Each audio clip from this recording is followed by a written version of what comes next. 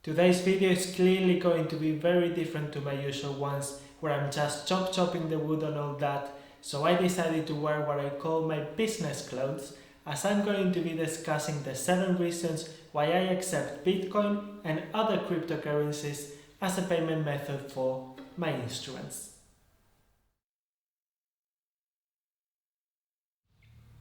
Hi and welcome back to my workshop. This is Lucas, a violin maker in Cremona.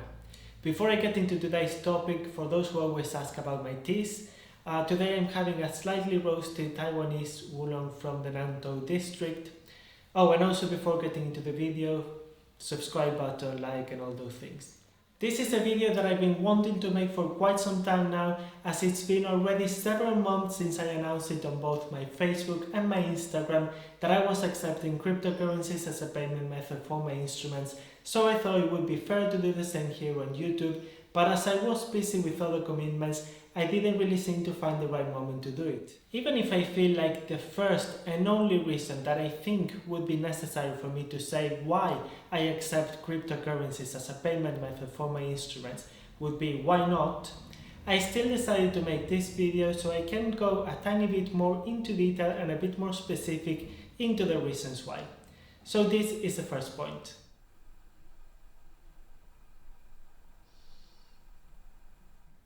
This is something that happened directly to me, so not someone else's experience, but some years ago I lost a sale because this potential client could only pay with cryptocurrencies or credit card. He had tried the violin, chose it, we had discussed and agreed on the price, but we never talked about the payment method, as he was convinced that he was going to be able to pay using a credit card, and I was convinced that he was going to be able to do a bank wire transfer. When we finally realized that neither of us could do what the other one expected, he mentioned that the other possibility for him would be to pay with Bitcoin. But as I didn't know how to operate with cryptocurrencies back then, I said no and the sale was lost. Since then, I decided to have this credit card reader in the workshop, but I thought it would make sense to expand to other payment possibilities too.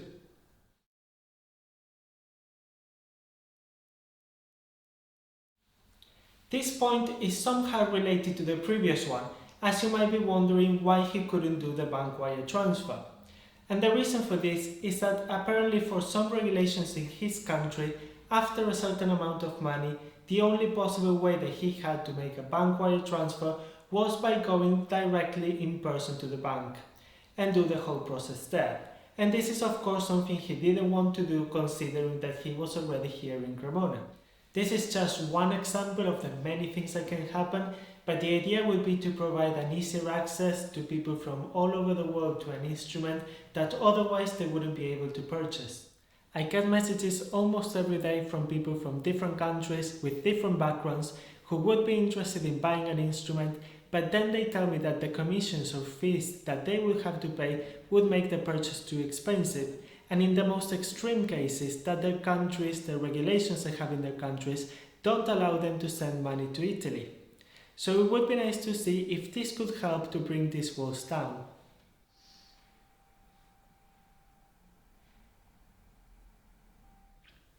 I'm sure that there are some people who in the past invested into cryptocurrencies, and now if they have to purchase something, they would rather spend that than having to convert a crypto back into a fiat currency and then pay using that.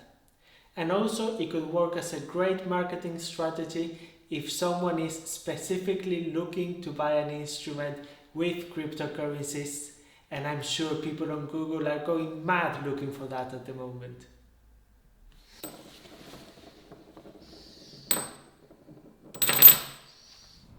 At this point, it's also very important to say that any sales that I could have where I get paid with cryptocurrencies would of course have their normal and correspondent invoice.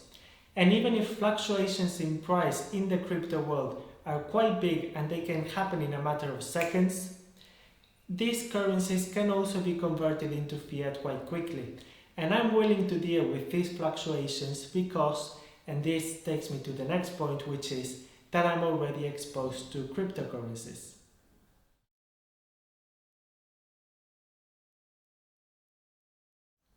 As this video is about why I accept cryptocurrencies as a payment method for my instruments, and not why people should accept them or anything like that, this next point is of course going to be very personal as well.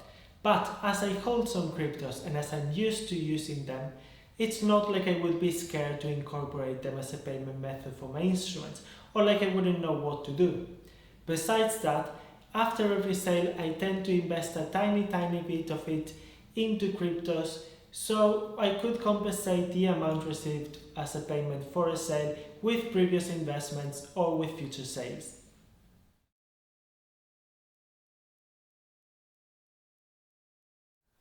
This is a point where things get a tiny bit more nerdy, and I don't probably even have the knowledge to explain it properly, or I don't know how to do it, but it's something that I would love to see it happen.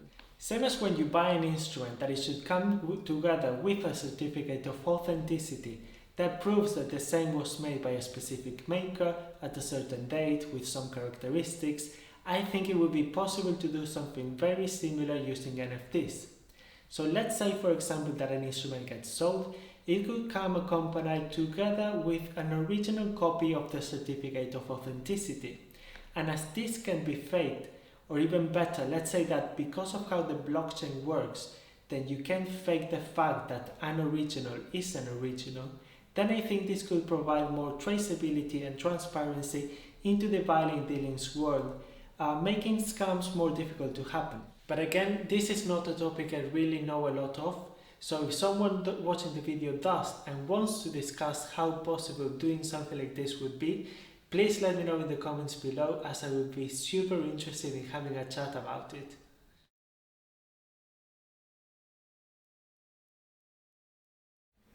I don't know if cryptocurrencies will be the future or if they will disappear, but as people always say, it's better be safe than sorry.